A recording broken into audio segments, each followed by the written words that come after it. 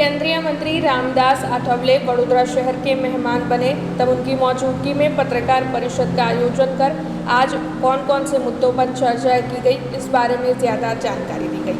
केंद्र सरकार के सामाजिक न्याय और अधिकारिता मंत्रालय के तहत गरीबों, पीड़ितों और शोषितों के सामाजिक और शैक्षिक उत्थान के लिए कई कल्याणकारी योजनाओं को अमलीकरण में लाया जा रहा है।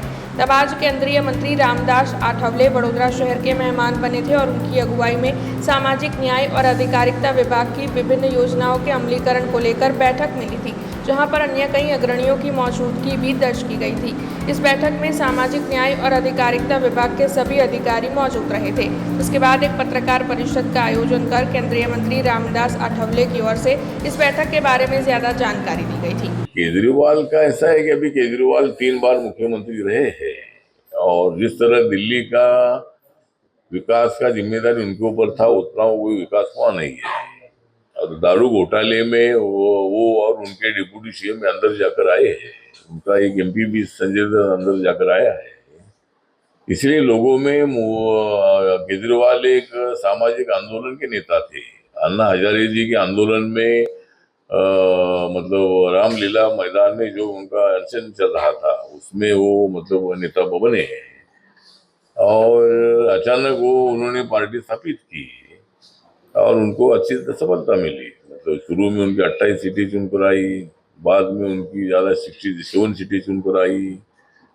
तो देश में सबसे ज्यादा बड़ी जीत मतलब गुजरात में तो मतलब मोदी साहब को जीत अच्छी मिलती है, लेकिन दिल्ली में मतलब पहली बार केजरीवाल जी को बड़ी जीत मिली और उसका हम स्वागत ही करते हैं। जो लोगों ने मैंडेट दिया है उसका विरोध करने की हमारी भूमिका नहीं है और सारे दलितों को न्याय देने की भूमिका बीजेपी की और नरेंद्र मोदी साहब, अमित शाह साहब की है।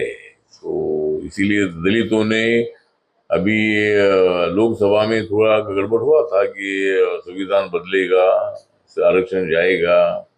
ये चर्चा राहुल गांधी और अपोजिशन ने बहुत ही सारा किया था, लेकिन उसका थोड़ा नुकसान हमको हुआ है कि गुजरात में तो एक सीट चली गई, बाकी सब सीटें चुनकर आई। महाराष्ट्र में 35-40 तक सीटें आने की संभावना थी, वहां 17 सीट आई।